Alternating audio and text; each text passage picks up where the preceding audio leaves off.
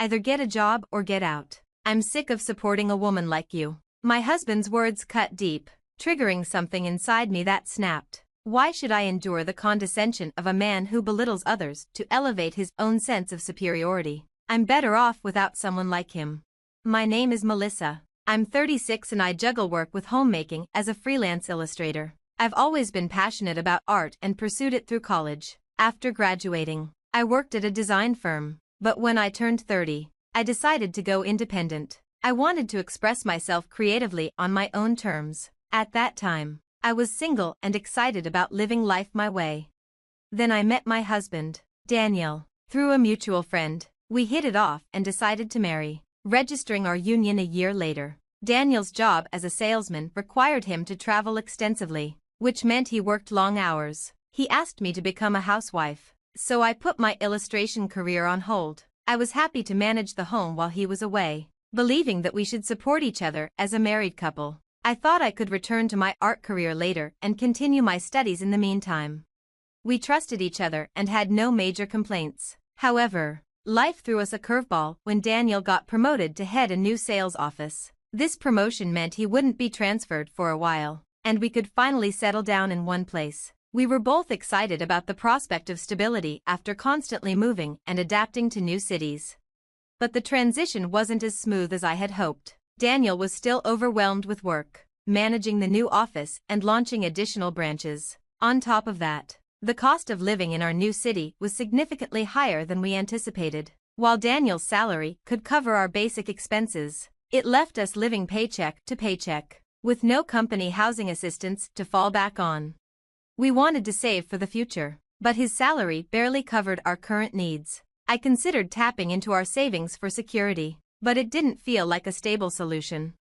I asked my husband if it would be okay for me to work, as long as I managed the house well. He seemed unsure but eventually agreed, though he emphasized that I needed to keep up with the household chores. His response felt a bit off, but I figured he was just adjusting to the changes. I was excited to start my new job after all these years.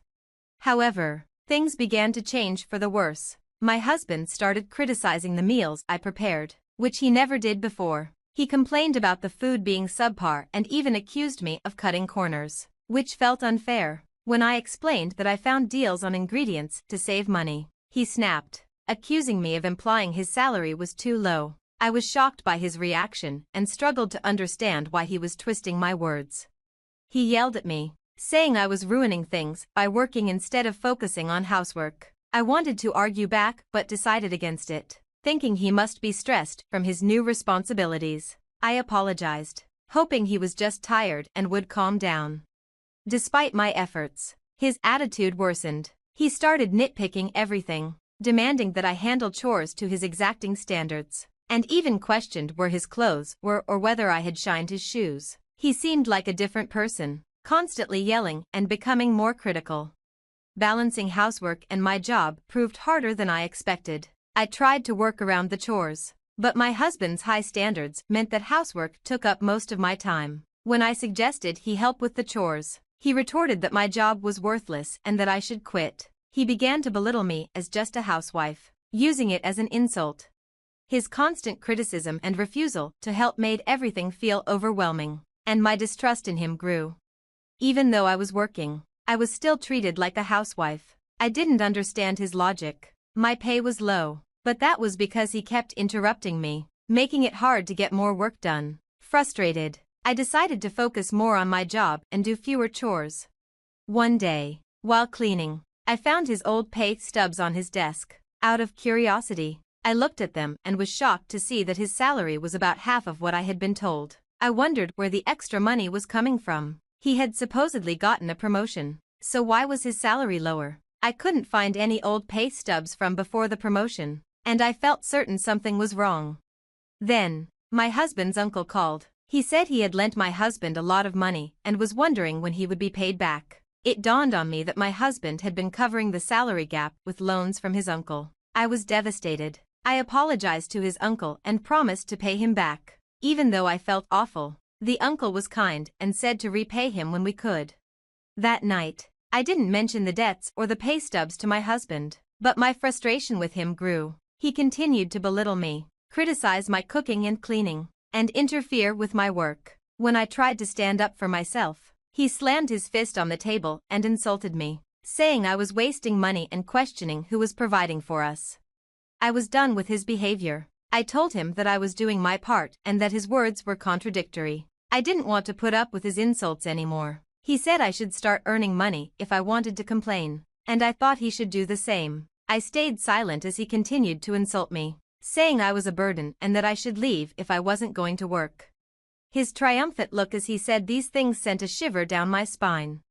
He probably thought I'd apologize, but I was ready to leave. I grabbed my packed bags and started to walk out. "You can't do anything on your own anyway," he said.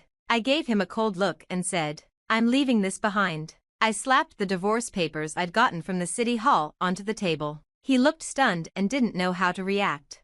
I told him, "Make sure you fill these out and send them soon," then left for my parents' house. I had already told them what was happening, and they welcomed me with open arms. My parents were upset about his attitude, the low income, and the debt. They strongly advised me to get a divorce, which I intended to do. My dad offered to help me find a lawyer if I had trouble with the divorce process. I thanked him for his support, hoping to end the marriage quickly. A week later, my husband showed up at my parents' house. "Did you fill out the divorce papers?" I asked. He looked nervous and said, "I'm sorry, please reconsider the divorce." I was surprised by his sudden change in attitude. Although my parents were skeptical, they agreed to let him in to talk. It turned out that his promotion was a lie. He had actually been demoted to a less important job and his salary had dropped as a result. He wasn't good at his job and had been shuffled around due to poor performance. Now, he was stuck in a low-ranking position with little chance for advancement. His pride had kept him from telling me the truth, so he had pretended to be successful to boost his ego. At home, he had taken out his frustrations on me, trying to maintain a sense of superiority. When I left, I had left a copy of my bank statement behind. Even though I earned less than he did, it was still enough to support us. He admitted that he needed me and couldn't afford the rent on his own. He asked if we could try again, promising to change and not make me suffer anymore. I was unmoved and indifferent to his tears. I simply brushed him off. "If you can't afford the rent, then just move. You can find cheaper places if you're on your own. And what about the debt to your uncle? You need to pay that back, right?" When I said this, his eyes widened. He was still trying to hide the debt and start fresh. It's hard to reason with some people. I understand that he was borrowing money to get by, but if we're talking about starting over, he should have been honest about everything. My dad added, "You've been so dishonest. I can't imagine letting you have custody of our daughter now. What were you planning to do about the debt without telling her?" My husband didn't respond to my dad's comment. I kept pressing the issue, saying, "If you won't agree to the divorce, I'll hire a lawyer. Your abusive behavior is grounds for divorce, and I have evidence."